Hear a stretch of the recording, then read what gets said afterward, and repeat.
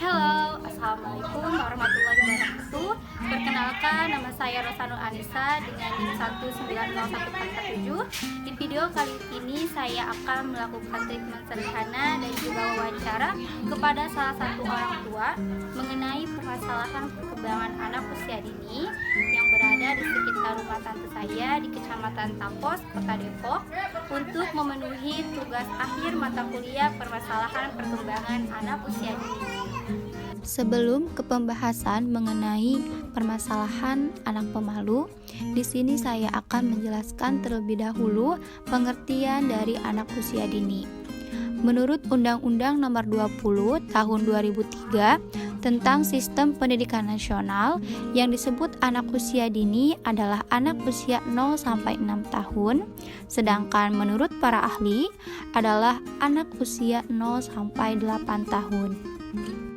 Pengertian anak pemalu menurut Seto Mulyadi, Depdiknas tahun 2004, bahwa anak pemalu yaitu anak yang selalu menghindar dari keramaian dan tidak dapat secara aktif bergaul dengan teman dan lingkungannya. Adapun makna pemalu menurut Kamus Besar Bahasa Indonesia ialah seseorang yang mudah merasa atau yang mempunyai sifat malu. Sebagai tanda nyatanya, semisal anak mengeluarkan keringat dingin, anak gemeteran, anak berkata terputus-putus, anak tidak berani bertatap mata, atau anak tidak berani bicara. Nah, tanda tidak nyatanya, semisal anak selalu berpakaian bagus, tanpa itu anak merasa kurang diterima. Anak juga selalu menyanggah pembicaraan sebab anak takut dianggap tidak tahu apa-apa. Anak juga mencari kesibukan di tengah pertemuan-pertemuan untuk mendapatkan rasa aman dan dibutuhkan. Identitas anak yang saya identifikasi: nama Kemal Maulana, tempat tanggal lahir Depok, tanggal 7 bulan Juni tahun 2018, usia 3 tahun, permasalahan anak pemalu. Untuk identitas orang tua anak yang saya identifikasi, nama Ibu Yuliana, tepat tanggal lahir Depok, tanggal 7 bulan Juli tahun 1995. Alamatnya Jalan Gang Nangka, RT 3 RW 3, Kecamatan Tapos, Kota Depok. Untuk usianya 26 tahun dan pekerjaannya sebagai ibu rumah tangga. Untuk selanjutnya ada sesi wawancara dengan Ibu Yuliana. Assalamualaikum warahmatullahi wabarakatuh. Sebelumnya izin memperkenalkan diri, nama saya Rosanul Anissa. Di sini saya ingin mewawancarai Ibu terkait keseharian dari anak Ibu yaitu Kemal. Nah, mungkin sebelumnya saya ingin bertanya nama Ibu, usia dan juga alamat Ibu tinggal sekarang. Nama saya Yuliana, umur saya 26 tahun, dan alamat Jalan Nangka, ada 3 RW 3, Kecamatan Tapos. Nah, Ibu, kalau boleh tahu, ketika Kemal main bersama anak-anak seusianya ya Bu ya, apakah Kemal termasuk anak yang aktif? Apakah kurang aktif ya Bu? Kurang aktif. Nah, kalau boleh tahu kurang aktifnya seperti apa ya Bu? Apakah Kemal hanya melihat saja atau gimana ya Bu? Melihat saja. Melihat saja, melihat anak-anaknya ya Bu yang sedang bermain gitu ya. Iya.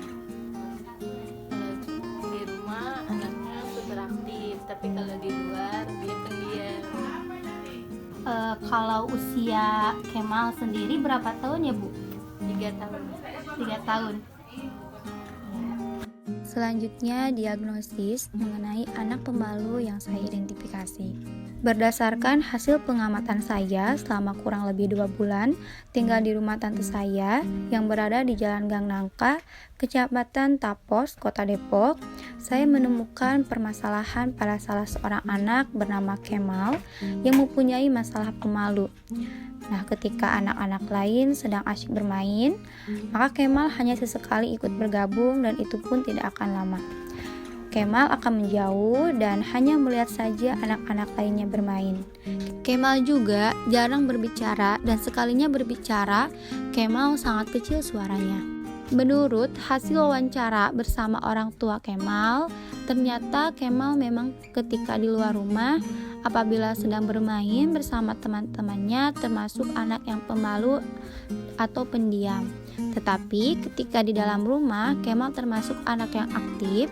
Itu pun saya setuju karena saya pernah melihat ketika berkunjung ke rumahnya. Prognosis anak pemalu yang saya identifikasi. Treatment sederhana atau cara mengatasi anak pemalu. Yang pertama, selalu dampingi dan berikan perhatian lebih kepada anak ketika bermain bersama anak-anak lainnya. Peran orang tua dalam mendampingi anak ketika bermain yang dapat diterapkan adalah orang tua menjadi fasilitator anak. Dalam mendampingi anak sebagai fasilitator, orang tua tidak hanya diam saja mendampingi anak ketika bermain, tetapi orang tua juga ikut serta bermain dan juga mengarahkan anak bagaimana cara bermain suatu permainan. Kemudian, jika anak dibebaskan dalam bermain, maka orang tua cukup mengarahkan mana yang boleh dan mana yang tidak boleh dimakan, atau mana yang bisa anak mainkan dan yang mana tidak bisa dimainkan oleh anak. Kedua, melakukan pembelajaran di depan orang banyak akan meningkatkan percaya diri pada anak. Nah, cara menumbuhkan rasa percaya diri pada anak yaitu berikan kasih sayang penuh, tapi jangan terlalu memanjakan anak. Yang kedua, menjadi contoh dalam berperilaku positif ketika menghadapi sebuah masalah. Yang ketiga, tunjukkan bahwa kita lebih menghargai usaha daripada kesempurnaan. Nantinya anak dapat banyak melakukan kesalahan dan tidak percaya diri karena ia terlalu takut untuk gagal. Nah, yang keempat, dorong anak untuk mencoba hal baru dan berikan pujian untuk menghargai usahanya. Yang terakhir, yang kelima, jika anak melakukan sebuah kesalahan, tegur atau berikan arahan, tetapi tunjukkan bahwa kita tetap sayang kepadanya. Nah, cara menumbuhkan rasa percaya diri pada anak pemalu, yang pertama, biasakan mengajak anak ke keramaian. Nah, ajak anak ke tempat ramai seperti mall dan taman bermain agar anak terbiasa melihat anak seusianya bermain dengan sesamanya. Dengan membawa anak ke tempat ramai, mereka juga jadi terbiasa dengan lingkungan baru dan mereka akan lebih cepat beradaptasi dengan lingkungan tersebut. Nah, yang kedua, jangan ragu membiarkannya berbaur dengan teman barunya. Nah, banyak orang tua yang terlalu khawatir anaknya akan mendapatkan pengaruh buruk saat dibiarkan bergaul dengan teman baru. Memang tidak salah mengantisipasi hal tersebut, namun sesekali orang tua perlu membiarkan anak berbaur dengan komunitas sebayanya untuk menepis kekhawatiran orang tua bisa mengamatinya dari kejauhan. Ketiga, berinteraksi dengan orang baru.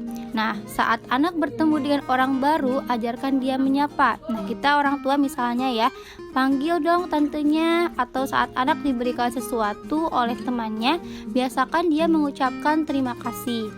Nah, berinteraksi dalam hal yang paling kecil dapat membentuk pola belajar agar anak lebih berani.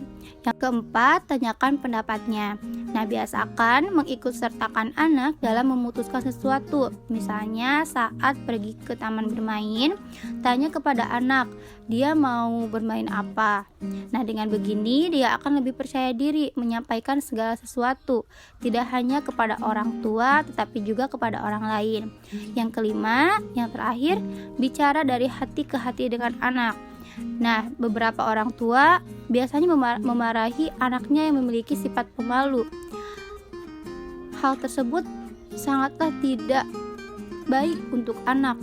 Lebih baik tanyakan dari hati ke hati apa yang mengganggu anak selama ini sehingga dia menjadi pemalu.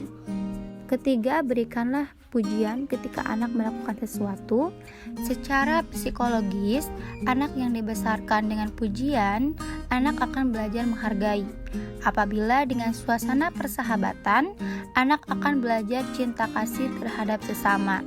Ini juga sangatlah penting untuk mencegah benih-benih kekerasan pada anak. Selain itu, anak-anak yang bermain dengan perasaan senang, lucu, spontan, dan tidak ada unsur paksaan akan mengalami pertumbuhan badan dan perkembangan jiwa yang baik. Terakhir, yang keempat, berikan rasa nyaman kepada anak ketika belajar. Sebagai seorang guru atau kita sebagai calon guru haruslah mampu memberikan situasi dan perasaan yang nyaman dalam proses belajar, baik di dalam maupun di luar ruangan, agar tanpa adanya unsur pemaksaan, anak dapat melakukan dengan sukarela. Karena perilaku anak saat ini akan berpengaruh terhadap masa depannya. Jika guru tidak mampu memahami, memberikan perasaan nyaman dan rasa percaya terhadap anak bahwa sebenarnya anak itu mampu, maka hubungan antara siswa dan guru akan terganggu sehingga akan berdampak terhadap proses pembelajaran yang tidak dapat membantu anak menerima ilmu dengan baik. Di sini saya mengambil treatment sederhana atau cara mengatasi anak pemalu dengan melakukan pembelajaran di depan orang banyak. Nah, sekarang kita akan mengenal hewan yang ada di darat. Ada kucing, terus ada gajah, ada jerapah, dan juga ada sapi. Nah, coba Kemal sebutin hewan ini. Hewan apa ini? Kucing. Terus gajah, jerapah, dan juga sapi. Sapi gimana suaranya? Mo, gitu ya? Gimana? Mo. Terus apa? Kucing? Suara kucing? Me. Gimana? Meow. Bagus, pinter ya. Kesimpulannya, treatment sederhana bagi anak pemalu dengan melakukan pembelajaran di depan orang banyak dapat meningkatkan percaya diri kepada anak. Seperti yang saya terapkan pada Kemal menjadi percaya diri dengan tidak melihat sekitar dan fokus pada pembelajaran yang saya berikan. Namun meskipun suara Kemal tidak terdengar jelas, tetapi Kemal menjawab setiap pertanyaan yang saya berikan dan selalu diberikan pujian ketika anak melakukan sesuatu hal positif.